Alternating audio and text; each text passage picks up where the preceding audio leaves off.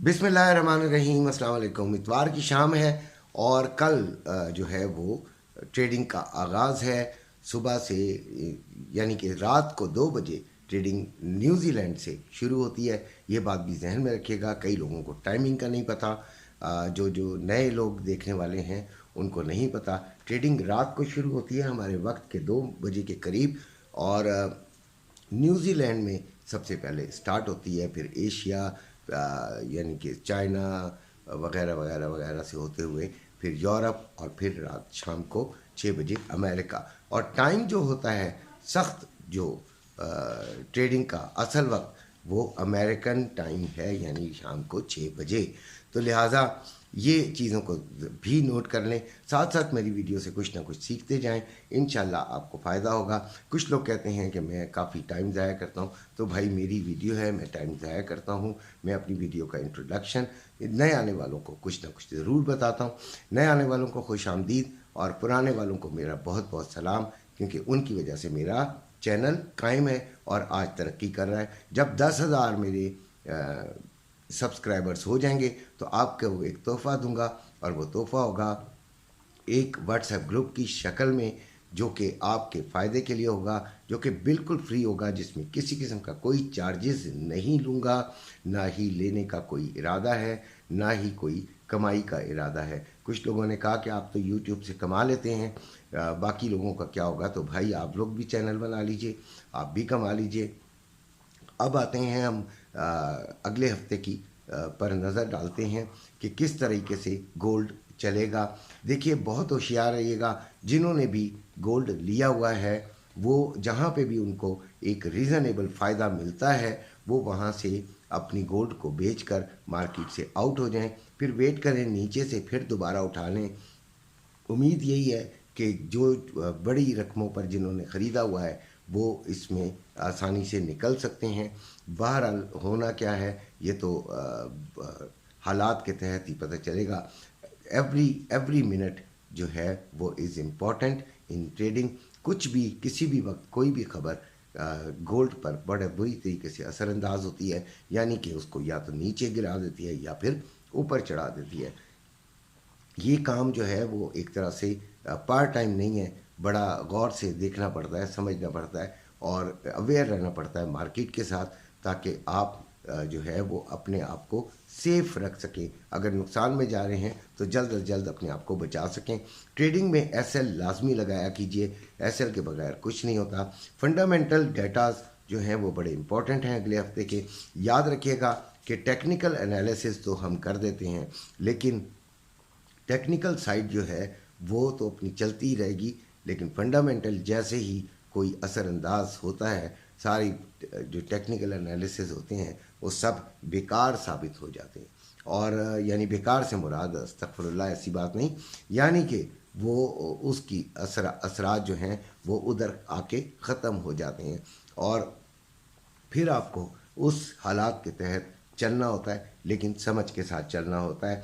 और जंग सबसे अहम डेटा है, यानी कि जंग जो है वो सबसे अहम फैक्टर है गोल्ड को बढ़ाने में या कम करने में। अगर तो जंग रुक जाती है, जंग में कोई सिलसिला ऐसा हो जाता है कि जंग बंदी का कोई ऐलान हो जाता है या उसका साइन मिलता है, तो फिर तो गोल्ड नीचे की तरफ आ जाएगा और तेज़ी से आएगा। लिहाजा इस पे ज़रूर नज़र रखें। पिछले हफ्ते भी गोल्ड पॉजिटिव जो था उसका ट्रेंड रहा, अगले हफ्ते भी पॉजिटिव ही शुरू में तो नज़र आ रहा है कि पॉजिटिव ही रहेगा। जो सपोर्ट है गोल्ड की वो मैंने तो 1970 और 2030, 40 और फिर 70 निकाली है, यानी सपोर्ट 1970 और रेजिस्टेंस 2030। अगर उसको क्रॉस कर दिया तो समझें 2040 को अगर हम इग्नोर भी कर दें तो 2070 तक गोल्ड जा सकता है। और अगर 2070 तक गया तो ये बात ध्यान में रखें कि 2,40,000 वाले भी इस गोल्ड से के झंझट से निकल जाएंगे। जिन्होंने नुकसान किया हुआ है, वो जिन्होंने होल्ड किया है वो निकल जाएंगे। अभी गोल्ड लेने का टाइम इतना नहीं है, क्योंकि जब बढ़ रहा हो और उसमें ख़तरा भी होता है कि अचानक गिर भी सकता होता है। खैर, फंडामेंटल डेटाज जो इम्पॉर्टेंट है वो आपके गोश गुजार कर देता हूँ। ट्यूसडे को कनाडा का जीडीपी नंबर्स हैं। ट्यूसडे को ही यूएसए अनएम्प्लॉयमेंट कॉस्ट इंडेक्स है, और फिर यूएसए शिकागो पीएमआई नंबर्स हैं। फिर यूएसए सीबी कंज्यूमर कॉन्फिडेंस है। फिर आता है वेडनेसडे। वेडनेसडे में Britain final manufacturing PMI numbers हैं। USA ADP non farm employment change है। फिर USA final manufacturing PMI numbers हैं। यूएसए आईएसएम मैन्युफैक्चरिंग नंबर्स हैं, पीएमआई नंबर्स हैं। यूएसए आईएसएम मैन्युफैक्चरिंग प्राइस है, और यूएसए जॉब्स जॉब ओपनिंग्स हैं। यूएसए फेडरल फंड रेट है। यूएसए एफओएमसी की स्टेटमेंट है, और यूएसए एफओएमसी प्रेस कॉन्फ्रेंस है। ये वेडनेसडे को है, ये इम्पोर्टेंट है। मंडे को कोई ख़ास डाटा नहीं है, इसलिए मंडे को मैंने शामिल किया ही नहीं है। Thursday German final manufacturing PMI numbers है। ब्रिटेन की मॉनेटरी पॉलिसी है। ब्रिटेन ऑफिशियल बैंक रेट है, और फिर bank of England governor speech है, यानी जो बैंक ऑफ इंग्लैंड है उसके गवर्नर की एक स्पीच भी है। फिर यूएसए अनएम्प्लॉयमेंट क्लेम्स हैं। यूएसए फैक्ट्री ऑर्डर्स हैं। फिर फ्राइडे आ जाता है, और फ्राइडे को कनाडा एंड अनएम्प्लॉयमेंट चेंज है। फिर कनाडा का अनएम्प्लॉयमेंट रेट भी है। फिर यूएसए का एवरेज आर्ली अर्निंग है, एवरेज आर्ली अर्निंग है, और यूएसए का मैन्युफैक्चरिंग एम्प्लॉयमेंट चेंज है। फिर यूएसए अनएम्प्लॉयमेंट रेट है। फिर USA final services PMI numbers भी हैं, और फिर यूएसए का आईएसएम सर्विसेज पीएमआई नंबर्स है।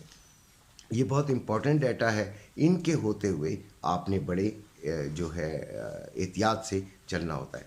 अच्छा, अब हमने गोल्ड को नेक्स्ट जो वीक में किस तरह ट्रेड करना है। सबसे पहली बात तो ये है कि ट्रेंड जो है वो बुलिश ही रहने का इम्कान है, ख़ास तौर पे शुरू में। लिहाजा इसको इसी अंदाज से आपने देखना है। मैंने आपको पहले भी वीडियोस में बताया है कि आपके पास दो पॉइंट्स होते हैं, एक होती है सपोर्ट और एक होता है रेजिस्टेंस। सपोर्ट का मतलब ये होता है कि गोल्ड बिल्कुल नीचे आकर इस जगह पर, जिस जगह को हम सपोर्ट कहते हैं, उस जगह से नीचे जाना उसके लिए थोड़ी सी मुश्किल होगा, उधर उसको सपोर्ट मिल जाएगी।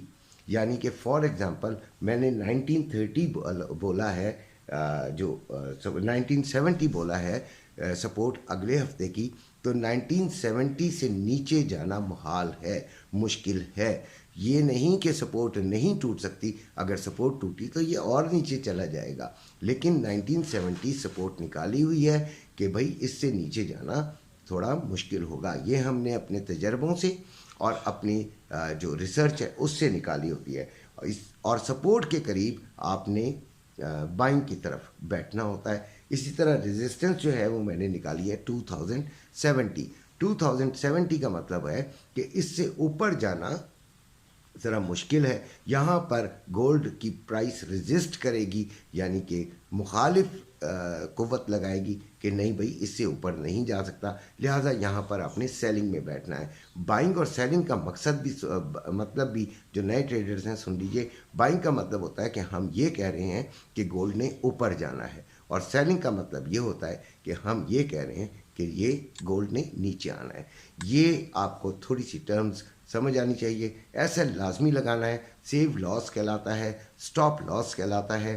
तो लिहाजा आप एक फिगर जो है वो सिलेक्ट कर लेते हैं कि भाई यहाँ तक का लॉस तो मैं उठा लूँगा, इससे ज़्यादा कि मेरे अंदर पसली नहीं है, मैं वेट नहीं करना चाहूँगा, तो वो मैं उठा लूँगा। वो सबसे बेहतर है कि आप छोटे लॉस से बाहर निकल जाएं मार्केट से, और फिर फ्रेश अपनी कोई दूसरी एंट्री समझ कर ले लें।